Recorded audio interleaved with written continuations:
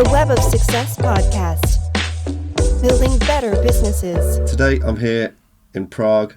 I'm delighted to be with Jan Havel, who is the co-founder and chief strategy officer for Actum Digital. Highly decorated education-wise, which I'm sure you can enlighten us on shortly, Jan.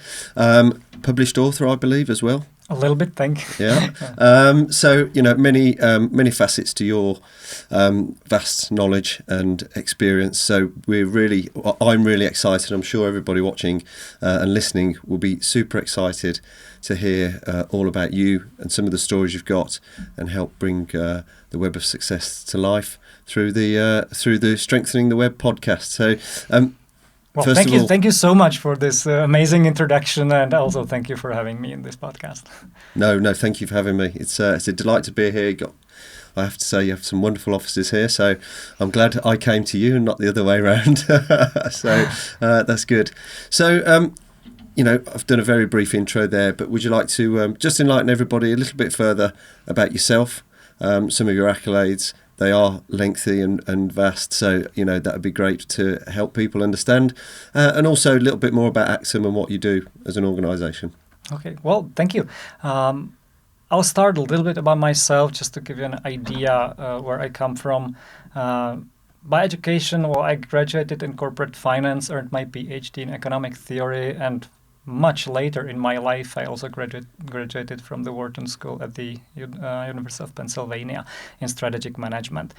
But it was already at the age of 21 that with my friends we started Actum Digital. So it was second, third year at the university. We started this company. And it kind of stayed with me, or I stayed with the company throughout my career, which on one hand is an exciting journey. You see the company grow from 3 good friends to maybe 300 people these days. But it's a challenge as well, because you don't get to experience other organizations very much. So that's why you need to actively seek learning elsewhere, just because you sort of see the one organization all the time. So at Actum, my role has been the startup guy in the very early days, and gradually evolved through many sales positions, consulting positions, to what now is leading strategy and being part of the senior leadership team at Actum. And as we are mentioning the company, so what is Actum Digital? We started. Honestly, it's 26 years. It's been over 26 years ago. We started when the internet was basically becoming a thing. And in those early days, we simply built websites. Simple websites to companies who never had a website before. Just over time, and we will definitely come to more detail throughout our talk. Over time, it became more complex websites, e-commerce, and also the companies we worked for started to be bigger and bigger international companies. And these days, what Actum Digital provides to clients of medium to large size is a set of digital solutions. So, like you can say, websites, e-commerce, product information management, and others that, when combined, and we would call that a digital platform, give you some competitive advantage over the others. So that's our mission. We want to create sort of digital leaders. We want our clients to outperform others because they have digital platform that's just better than the others. Very good. Well, we'll come on to, obviously, technology is a big driver for performance in organisations these days. So, we'll definitely talk more about technology shortly. But I'm really keen to talk about something that's in the Web of Success. It's an underlying or overarching theme that runs throughout the whole of the web. Whatever you talk about, different facets of business, it's all about people. And of course, here you are, you've got this wonderful organisation that you've grown from 3 people to 300 people. So, people are a key part of any organisation. So what is it that's important to you and Actum in terms of, the people side of the business, and how does that play a part in your thinking as you've evolved over the years? It's a brilliant question. We could spend, I would say, days discussing this. Let me start from one observation I realized recently, and that's the changing needs that relate to people in your company as it grows. Because on one hand, I mentioned it's the only experience I have. On the other hand, to a degree, it's a privilege to see 25 years of history. And I really understand that our first hires were completely different. Our needs were completely different from what we need today. Specifically, at the early years, you need very much universal people. So people who can, honestly, in the morning do web design, in the evening handle unpaid invoices, and the next day perhaps do mailing to acquire potential customers. Yeah. With the size and complexity, you get the, I would say, privilege of being able to hire specialized people who can kind of only do one job, but do it really well.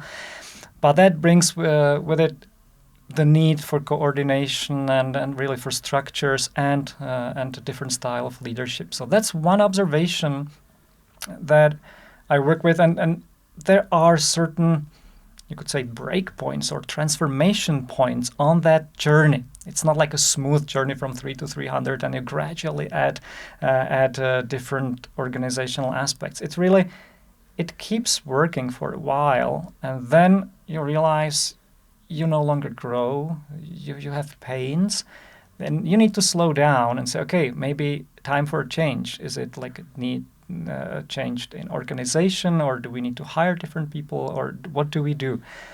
And honestly, the greatest leaders anticipate these moments, and so they don't slow down during these transformational moments. They anticipate them, and so for them the growth is let's say smoother, which was not our case.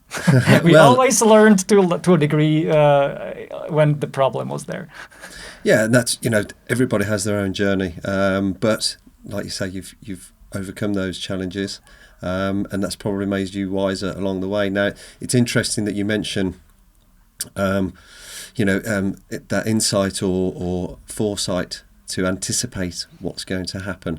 Of course, one of our strategic building blocks that we talk about in the Web of Success is anticipation and insight. So it's really good that you've called that out early in the conversation. So I'm pleased with that. Helps to link it in.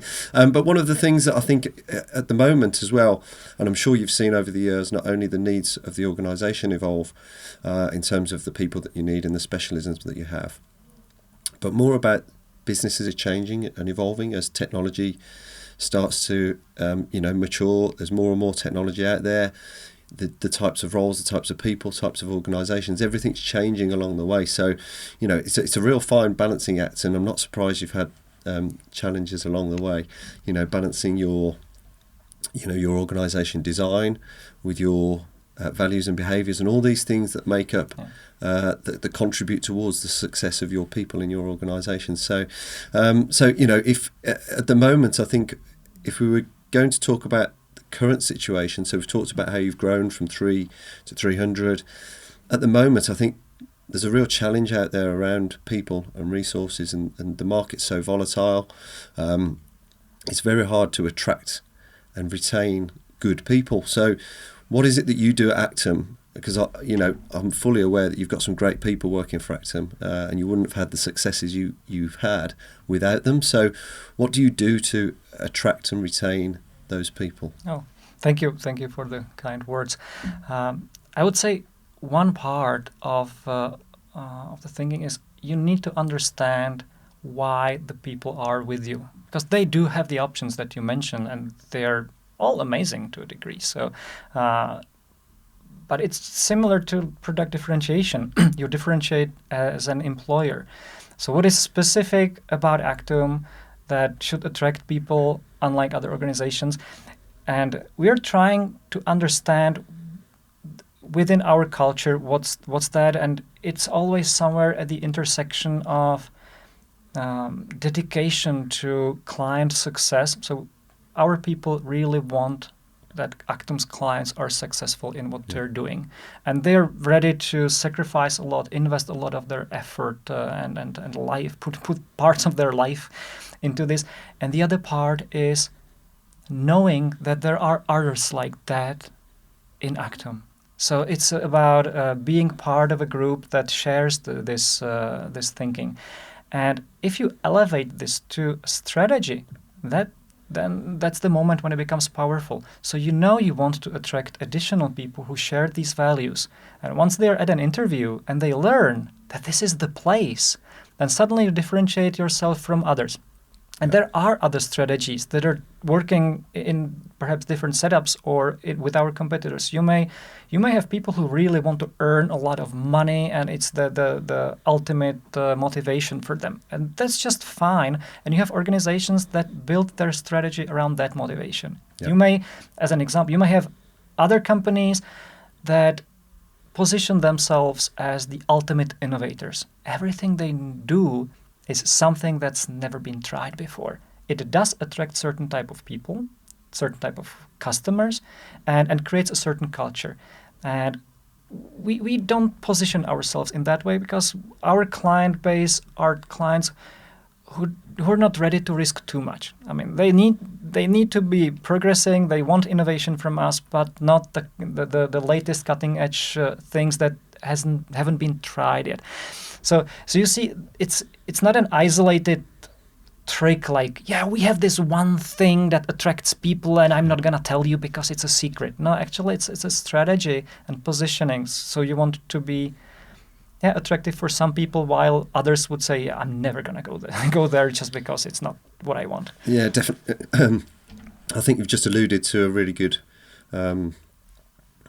piece of how that links in with the web of success, because of course what we try and demonstrate is that everything's interconnected in business, and you've got all these different facets such as your values, your behaviours, your your leadership traits and your characteristics and your purpose, which you just touched a little bit on there, is your approach, rather than having a salary focused attraction policy. It's more of a purpose built one, by the sounds of it, and we'll come on to purpose shortly later, if that's okay with you. But one other thing that you pointed out there was around having your people really focused on the customer and how they are dedicated to customer success. So, of course, your customers are an extension of your people, and without your customers, you don't have a business. So, what is it about Actum, and how do you keep the customer central to what you do, and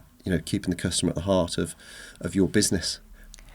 I think largely it's leading by example. I mean, it's the types of conversations you start when you share a lunch with someone in the office. It's about formal meetings. What are even the KPIs or something? I mean, I could come over to share lunch with you at Actum, and I could start a conversation by, hey, Richard, so how about the sales pipeline? How is it going? Are you going to sell a little more? Because we might be a sales-focused organization. If we are a client-focused organization, then I'd start a conversation, so how about this client of yours? They've been with us for 3 months. Are they happy? And how do you know that they are happy? What exactly is the value that we are delivering? How do they measure it? And just by doing that, the person feels, okay, like the co-founder is talking to me about the value for our clients, so it is important, right? Next time they have a conversation over lunch with their team, they will do the same. So those are examples. You can write like, we are customer focused on posters, put them in the elevator. But come on, unless the reality you has to match the rhetoric, right? And a lot of the time, or some of the time, certainly you see that it doesn't. But I think you've got, you've touched on a really good point there around, value as well. So a lot of the time, understanding the value that you're providing to your customers is really important. And again, changing the makeup of that conversation is so powerful. I think it's incredible, and I think again, just referencing back to your success with Actum, it's clear that having that focus on the customer and knowing how to drive the value out of your people because of linking that back to the value that you're driving to your customers. It's all interconnected, isn't it? So and sometimes I must say it's a challenge, because we are a digital agency, so big part of our team is various technical positions like engineers, quality assurance people, and everything. And many of them are proud of the product itself. They are proud of designing a solution that, from the architectural point of view, it's just state of the art. It is perfect. And then you also want these people to be on board that, yes, of course, it's also about the code being clean and well architected, but it has to serve the purpose for the client, the value part of it. But when you think about it, even in that, you can find connections. I mean, a well-written code is, for instance, ready for unforeseen changes in the future. So you may need, you build a solution, an e-commerce solution, and at that moment, you only know as much about what you will need 2 years from now. And if you do it right, if your engineers do a great job, well, they actually provide value to the client by preparing the client for unknown requirements 2 years from now. But it's good even for them to connect what you're doing with the client value. So it's not the code per se. It's not just a nice programming piece, but there is a link to the value as well. So sometimes you really need to help the people to see the links. But when you find them, then you get a completely different level of motivation. Yeah, definitely. I think when you look at eliciting those links between your value proposition, how you value your processes, or how you design your processes to be value focused, I think again can be really powerful. Just coming back to a point that you raised a short while ago around purpose. We talked around purpose. We're seeing an increase in purpose-led organisations, and recently we've had in the news around the owner of Patagonia. I don't know if you've heard of really how he's behaved and fulfilled their values by giving away a large percentage of the organisation, because that links in with their purpose and their mission. How has your purpose or your why for Actum, have you got one? Do you think it's important to have one? And if so, then how have you then, how does that feed into things like your vision and your mission and all the other parts of the business? Oh, I love the topic. And I must say, yes, it's a discussion we're having. Every single one of us does have a purpose, right? It's about aligning the purposes to serve something. And just to make sure, really, we have a vision. We do have a mission statement that is about the digital platform and helping clients outcompete the others. The purpose, as I understand it, is kind of one level above that. So why, after all, are we here? And we've had those discussions, especially with the other shareholders at Actum. What we found common in our thinking is that we are here to connect people with opportunities. And at that general level, it could be opportunities for growth, opportunities for success in their lives. And when you take that and somehow operationalize this, well, you get, okay, Actum has the privilege of working for some of the most amazing companies in the world. For some people, we are then linking them to the opportunity to be working in things that on projects that really make big difference, or where they can grow a lot. For me personally, and you've mentioned that in the beautiful introduction, part of my soul is still academic. And for me, the big cause is education. I believe education could solve a lot of the issues we see around. And so for me, when I say linking people with opportunities, is opportunities to learn through on-the-job learning, but also somehow giving them a chance to get more education that they could use for their jobs or elsewhere in their lives. So that's kind of where we are in these discussions. It's work in progress, I would say. But as I said, we all have it, some purpose in our lives. So you're not going to change it. That would say, okay, my purpose in my life is education, but just because I met these great guys like Ratibor and Tomáš as my partners in the company, they have different purpose, so I will change my purpose in life. No. But fortunately, we seem to be sharing this common purpose of there are other people and we can link them to others or to opportunities, to anything to help them succeed in their lives. That's great. I think, again, we're talking about people once more again, aren't we? So, and it really links through. So I think, but one question I've got, so you said you have those conversations now with your shareholders. Did you have that conversation when you first started? Mm. So when you first sat down as a group of 3 people and said, let's start this business, was there this is why we do it, because we love technology, because we want to empower businesses with this latest innovation, with websites, and it was really the exciting thing of the time?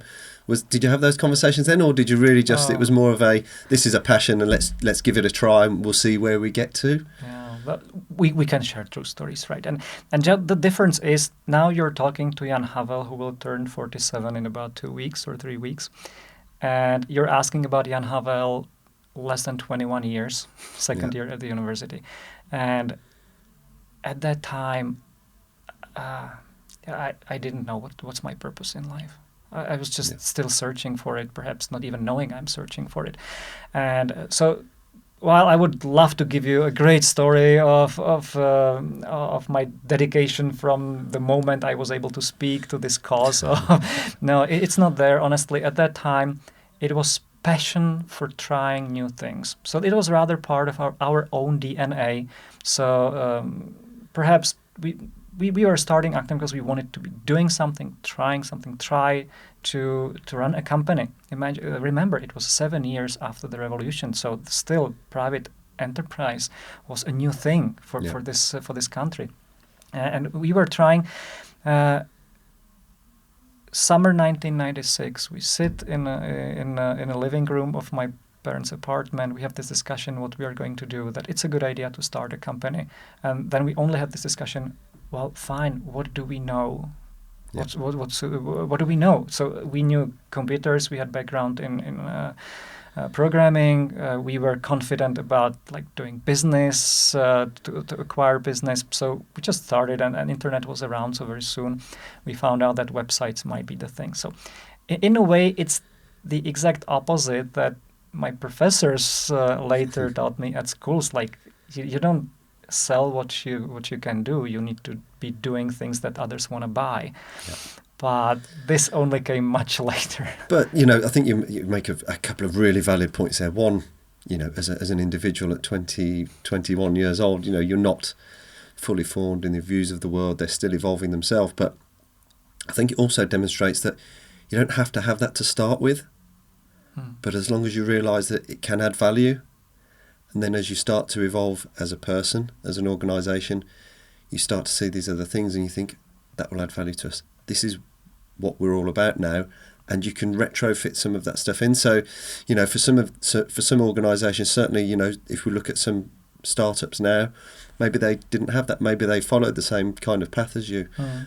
But that's not to say they can't adopt these different facets of business that will really drive value and give them those solid foundations that we talk about with the Web of Success. It's really about having a set of solid foundations to absorb any volatility that might come along. And of course, the market's a very volatile place at the moment. So I think it's a great example of how you can, evolve an organisation and start to embed some of these different parts or elements of a business that can really add value.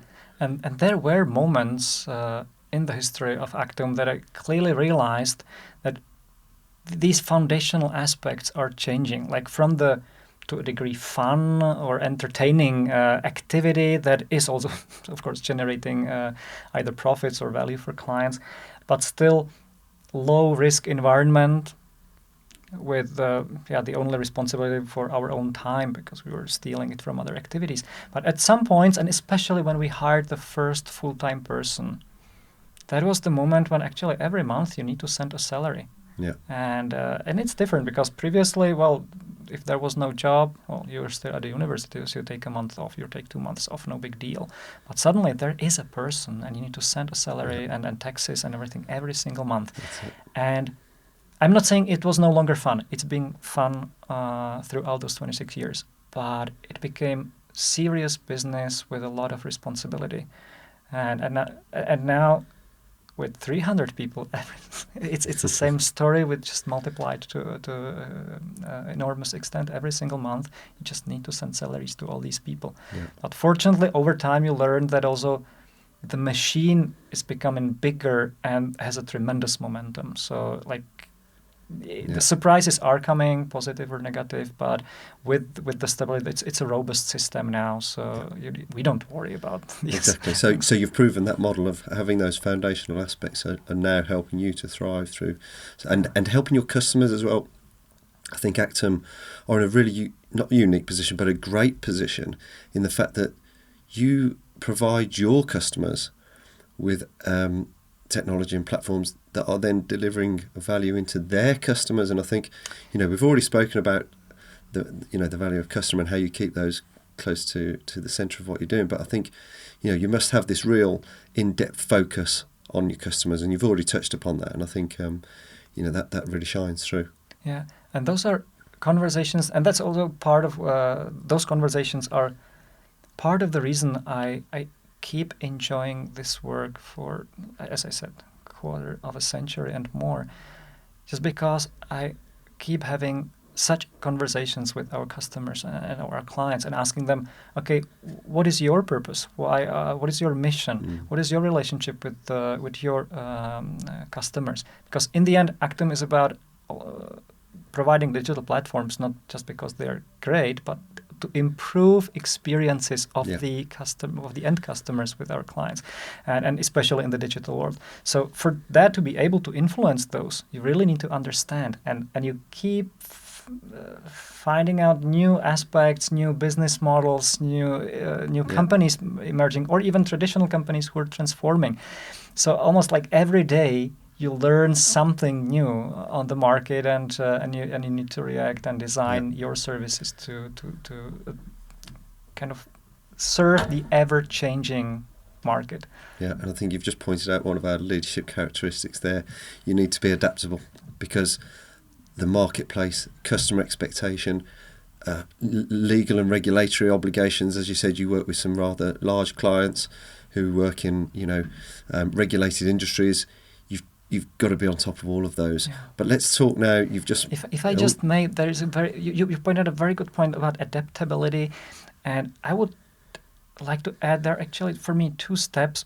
The first one is something like vigilance. So you really you listen to signals from the market, from the environment, and as a good leader, it's about the ability to filter the signals, to find out which signals are important, because then those are the factors that define the need to adapt. So you adapt based on signals, but if you were to listen to all, or actually adapt to everything that you learn, well, then it would go crazy. So I think that one of the traits of a good leader is ability to filter, and it's okay. You're listening, filtering, adapting. At some meta level above that, you're creating a system that can do that. So you're trying to educate other leaders to be doing the same, to create a system where the adaptability doesn't cost you much.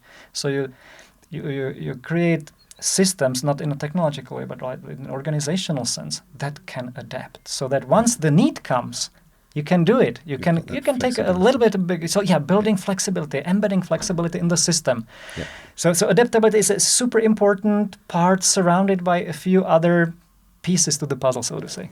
Again, perfectly demonstrating the web for us there, Jan. It's like I told you to do this beforehand. But if we just come on to technology for a moment, and you are specialists in technology. That's what you do. You provide digital technology platforms for your customers to drive value and efficiencies and performance into their customers, to make sure their customer experiences are great. There's so much technology around at the moment, and you must see lots of it. You must integrate with lots of different types of technology, and we're really, as a society in general, we're really spoilt for choice now. But the question is, there's a balance, isn't there, around technology, and how do you find the right balance? Because it's the same conversation as filtering the noise from the ecosystem around us. There's so much technology that you could embrace. What would you say to people around how to approach that decisions around technology and how to drive performance and how to drive value into organisations? It's difficult, right? The choice is tremendous, ever-changing, expanding. I think you need to keep focusing on why you even consider technology. So in our case, we deliver value to our clients. So technology could be a good piece of increasing or aspect of increasing value that our clients are having. Of course, for us, technology is also a tool we use to be more productive ourselves. But that's kind of hygienic factor. But the most important for us is staying focused on what is creating value on the side of our clients and how technology can support that. Or even create. I mean, there are situations that the tech is not just a supporting fact. It's an essence of innovation. Technology may be core part of their business model. That's also fine, but it always serves an ultimate purpose. And if you lose sight of the ultimate reason or purpose why you use the technology, well then, yeah, you're doing technology per se because you may be motivated. It's fun. It's fun to introduce a new piece of software, log in for the first time, and play around and see what it can do. But that in our culture, in our situation, that would be an irresponsible behavior if you disconnect that like playful activity from that. Which, to kind of contradict myself a little bit, I very much encourage exploration. There is technology, and you can say, okay, well, that's cool. I'm not exactly sure how that could benefit at this stage, but I will play around and see. That's still good, because you're playing, maybe you don't see the value yet, but you're playing in order to discover whether there is value. You're not playing because of playing. So still there is this ultimate... So you've still got that goal. So one of the things that we call out in the what we call the business basics is to be goal or output driven. So again, coming back to have a purpose for what you're doing around technology is, I've seen in the past personally on different initiatives that I've worked on where that clear goal isn't established, and maybe they've gone in with a solution focused thinking rather than a goal focused thinking. It doesn't necessarily work or doesn't necessarily deliver the same level of value as having that purpose or goal as an outcome. And don't mistake that for a perfect plan, because there are situations when you can plan in very much detail what will be needed to achieve a goal. So you can plan activities, skill sets you will need to, whatever business goals you want to achieve. You can plan for technology solutions that will be part of that big picture. There are some situations you can solve like that. There are different types of problems we might call complex problems where you don't know yet what will be the pieces. So you really need to start exploring. It's like crossing a jungle. Well, you don't know what's in there, so you just go deep and then look around and go further. And in the end, you just know you need to keep direction. But that's the point.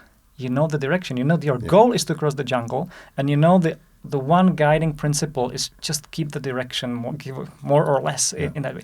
And then you react to what you learn on the way. And the same way you can play around with technology or with what we are doing. But the guiding star, so to say, it needs to be there. So let me touch on that. I think you put a really good example there. So crossing a jungle full of the unknown, full of fear.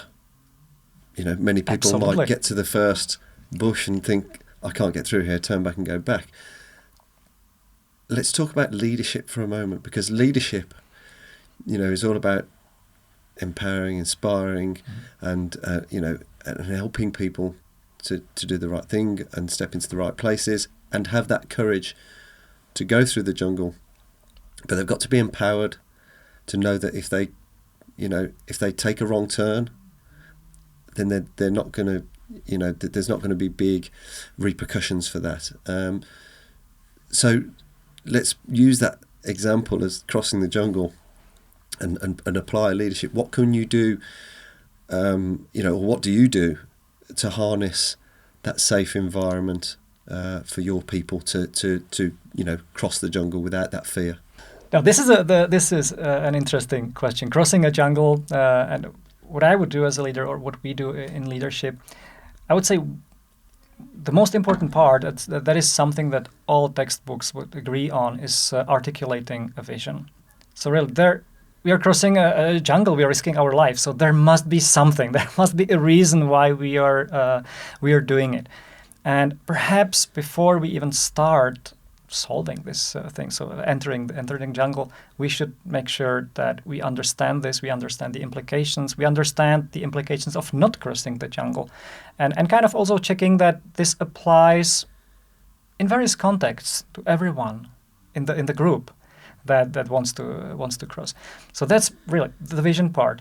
And I would say the other is looking more at the individuals, their skill sets, their abilities, their whatever they can contribute to the crossing of the jungle. There may be a great navigator, there may be I don't know, what do you need, a snake fighter?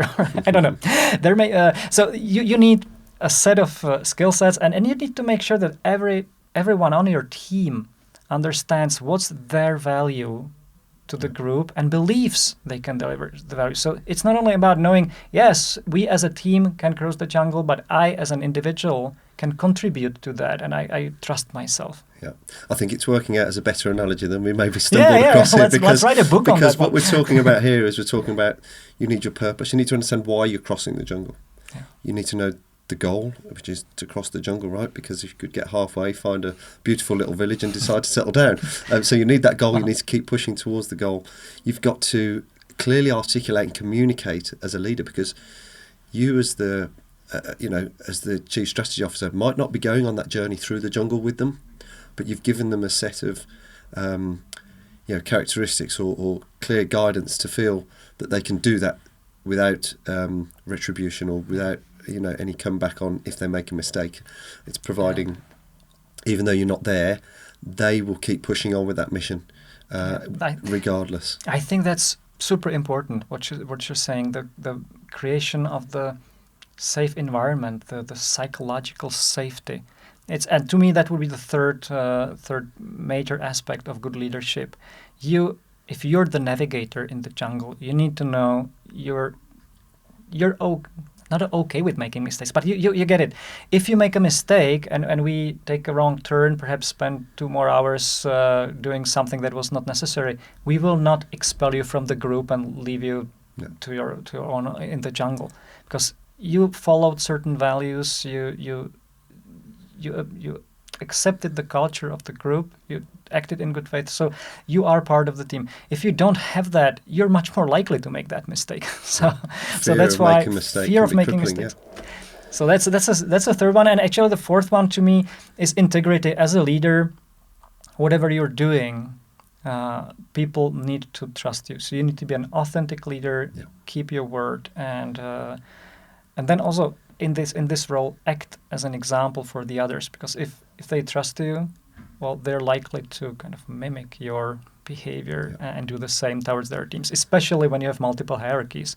If we have a crowd of 100 people and we need to cross in 10 groups, then we are in the jungle now. You get complexities and challenges along the way, and I think again, I'm just thinking of an example. I don't know whether you know the Battle of Trafalgar. Give me more on Battle of Trafalgar. So basically, you've got one of the greatest naval officers in British history. Napoleon, at the times of Napoleon, wanted to conquer the UK, and obviously had to gain control of the seas. But we had Lord Vice Admiral Nelson, who was on the opposing side. Now, the Battle of Trafalgar is an interesting one when we talk about these leadership qualities, because and strategy as well, actually, because what he did was very innovative for the time. So what they would have done in those days was, the vessels would have lined up side to side, and the cannons shoot from the side of the ships. So, the more ships you have, the more cannons you have, the more cannonballs you can fire. Now, I can't remember the statistics off the top of my head, but Nelson was outnumbered massively by the Napoleon fleet. So he had this insight and idea to change the accepted wisdom of the day, which was to line up broadside to each other and fire cannons. And he drove his his fleet, directly at Napoleon's, causing all kinds of confusion, breaking all the cohesion. Of course, the cannons were no good once they'd broken the line of the cannons, and ultimately they succeeded. But the point that I'm trying to make here is, if all of the ships and all of the people didn't buy into Nelson's vision and goal, the goal was clear. We need to defeat Napoleon because otherwise he'll overtake the UK. So the goal was there. His vision was clearly set out. It was communicated well. So these leadership characteristics, everybody trusted him because he demonstrated those leadership characteristics. And although he died during the battle, they continued with his mission because they trusted it would be a successful one. Even though it had never been done before, highly risky, and they succeeded. So, perfect example of providing people with that environment and really following through with your actions. Yeah. I promise I'll read more on that battle, but I can give you back idea because a few insights. I was at Wharton at the Leader of Leaders program, an amazing program by Michael Yusim and Greg Shee. And I realized there is so much to learn in leadership from battles, from how commanders behaved. Also because it's a huge stress, and a lot of specifics can be discovered when you're under stress, and kind of stress testing the system that you're building in the heat of the battle. And there's this great example of the Battle of Gettysburg during the Civil War, one of the perhaps even turning moments of the Civil War. There's a lot to learn from that. For me, one of the insights was at some point during the second or third day of the battle, actually early on, perhaps first or second day, it was important to take control of a certain hill, and the one of the highest commanders realized that and sent a command. Actually sent a person to deliver command to the next ranking officer. Say, okay, you need to take that hill. But the person wasn't able to find the guy. But he found even a low-ranking officer. But it was at that time not kind of accepted that you can skip ranks, right? You cannot do that without knowledge. But after some time, the person realized, okay, either I keep searching that right guy and not take the hill, or I break the rule and maybe we take the hill. So the person decided to break the rule, and it helped the strategically important goal to take the hill. And the lesson there is there was the environment of certain safety. You break the rules, but if you do it in a way, in a context that in the end was serving the important goal, you're fine. And in those days, that would have taken a lot of courage. Again, fortitude being one of the leadership characteristics that we call out within the web. So Absolutely. Thanks again, Jan. I'll pass you the envelope later. But again, just talking about the examples that we take from a military environment is one of the reasons why we've got the elite learnings section of the web, and we'll come on to that shortly, because of course we like to look at taking learnings and characteristics from high performing or the highest performing teams, which I believe are elite sports and military. Of course, you've just alluded to it there, so we'll come on to that shortly if that's okay. But let's talk about high performing organisations for a moment. So, again, I said it at the start of the conversation, people are intrinsically linked to all parts of your business, and without your people you do nothing. You wouldn't survive without your colleagues. Now, the characteristic or the description of a high performing organisation is one that maximises the potential within its people. So it's a great description of any high performing organisation. You are just maximising the potential within your people. And again, how we do that, we've already covered a number of different ways in which you can do that through your organisation, and different facets of the web that start to come out when we start talking about having a clear why or a purpose, having a vision and mission that really means something to the organisation and the people within it. But we talk about defined roles and responsibilities, we talk about teamwork, we talk about communication, we talk about things like enabling them with the right technology, with optimized processes. So these different elements of a high-performing organisation. What do you look at in terms of driving performance within Actum? I mean, you've got 300 people under your direction here. So, how do you drive that performance? Because, of course, lack of performance can really be costly for your business. And you sort of mentioned it already also in the question. But what I like, you see the link again to our purpose of linking people with opportunities. So that's there, and the driving performance to a degree is intrinsically linked with this. We put people in situations where they can have huge impact, and the people, the way they're wired in their brains is they want to succeed. And their success is defined also and primarily, I would say, by serving the client well in that situation. So imagine you are a person who can grow.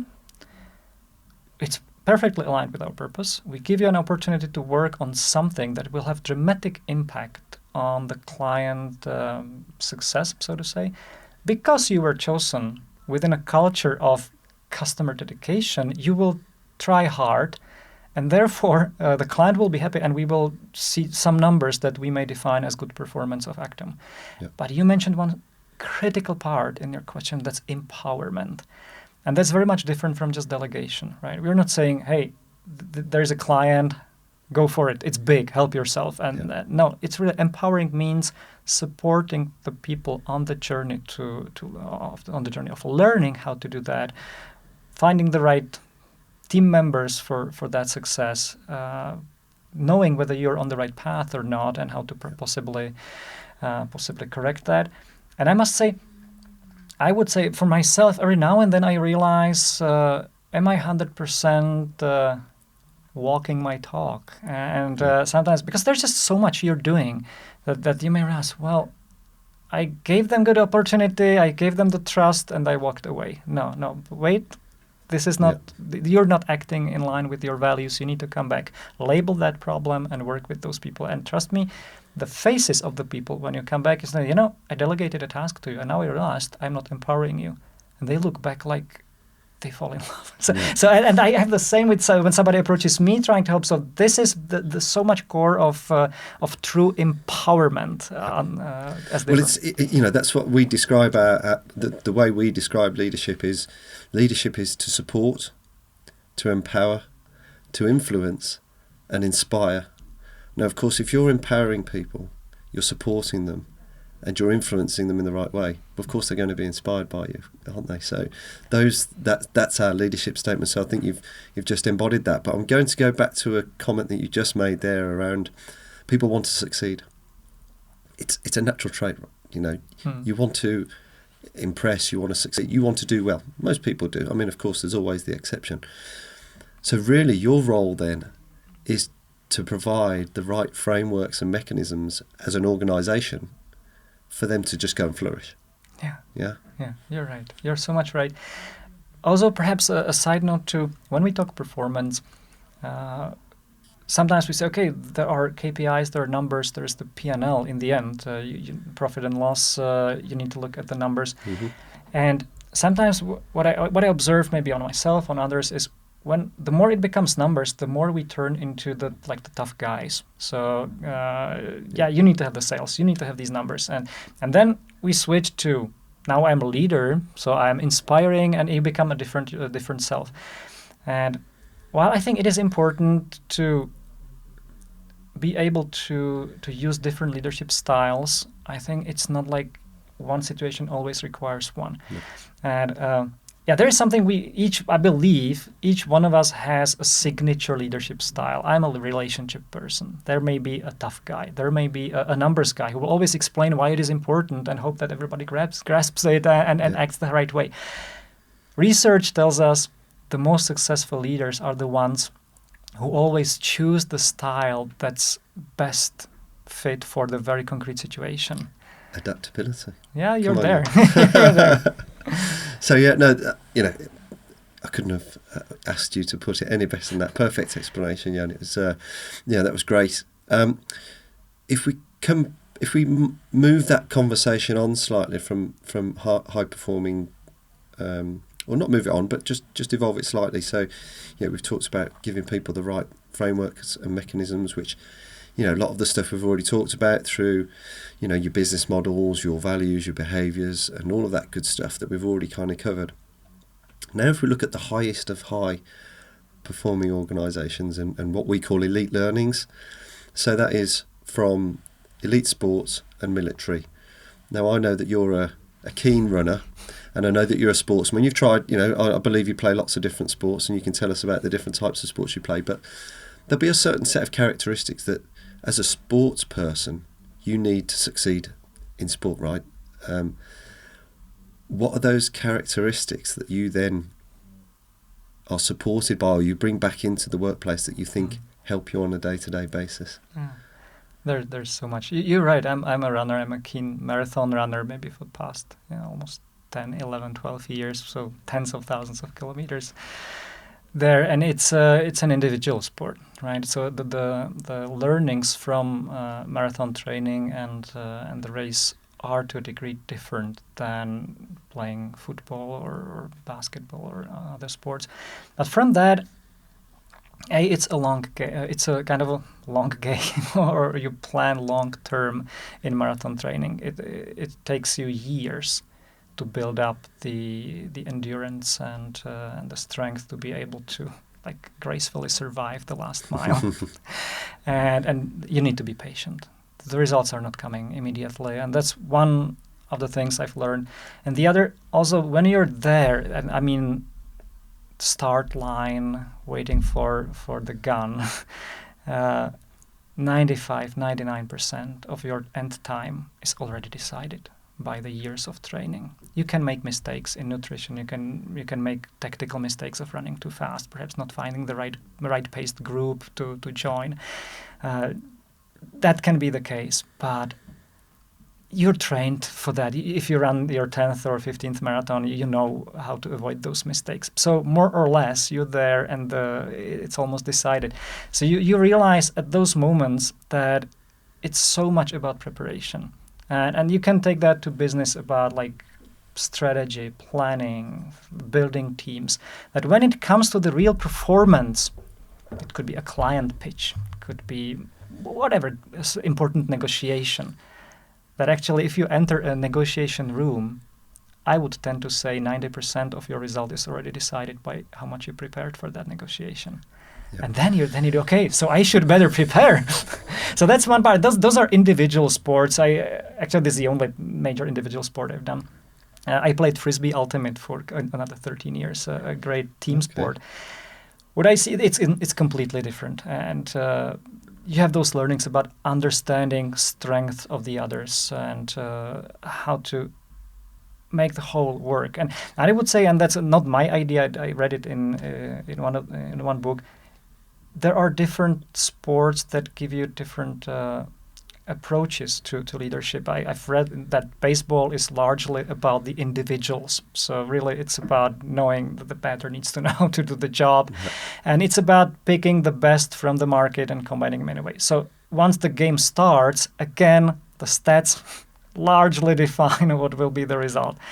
While in sports like football, well, it's really about the tactics. It's about how we organize the play.